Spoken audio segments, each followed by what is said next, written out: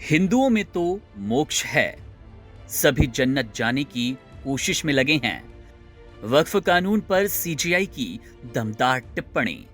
वक्फ संशोधन अधिनियम 2025 को लेकर गुरुवार को सुप्रीम कोर्ट में हुई सुनवाई के दौरान एक दिलचस्प और विचार उत्तेजक यानी कि सोचने वाला संवाद सामने आया, जिसमें भारत के विभिन्न धार्मिक विश्वासों, खासकर दान और मोक्ष की अवधारणाओं पर उच्चतम न्यायालय के न्यायाधीशों ने टिप्पणी की।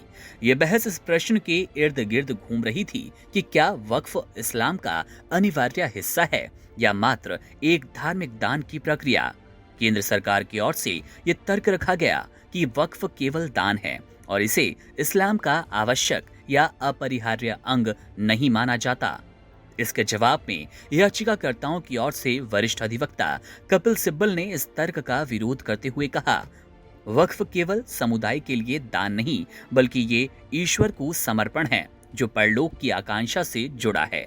उन्होंने आगे कहा कि इस्लामी सिद्धांतों के अनुसार जब कोई संपत्ति वक्फ को जाती है तो वो हमेशा के लिए ईश्वर को समर्पित मानी जाती है और उसका आध्यात्मिक उद्देश्य होता है। इस पर मुख्य न्यायाधीश डीवाई चंद्रचूड़ ने एक महत्वपूर्ण टिप्पणी की। उन्होंने कहा, हिंदू धर्म में भी मोक्ष की अवधारणा है, यानी जिस तरह इस्लाम में परलोक और ईश्वर को समर्पण का विचार है, उसी तरह हिंदू धर्म में भी आत्मा की मुक्ति मोक्ष का एक गहन और केंद्रीय तत्व है। उन्होंने ये संकेत दिया कि आत्मिक उद्देश्यों के लिए दान और धार्मिक क्रियाएं केवल इस्लाम तक सीमित नहीं बल्कि सभी धर्मों में ये धारणा मौजूद है।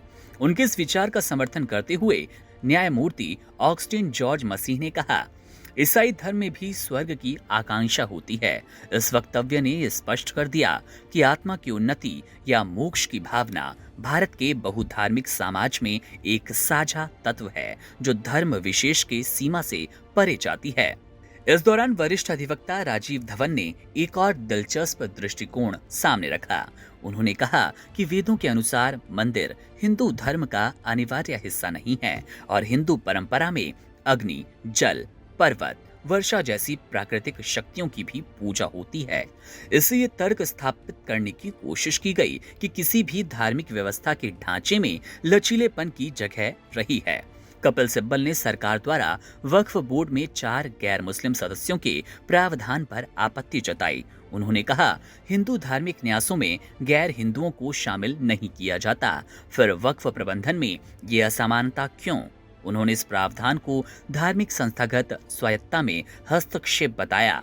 मुख्य न्यायाधीश की यह टिप्पणी कि दान हर धर्म की आत्मा है, समूची बहस का सार प्रतीत हुई। ये सुनवाई केवल एक कानूनी मुद्दे तक सीमित न रहकर धर्मों की गहराई में निहित साझा आध्यात्मिक मूल्यों की ओर संकेत करती है। Subscribe to One India and never miss an update.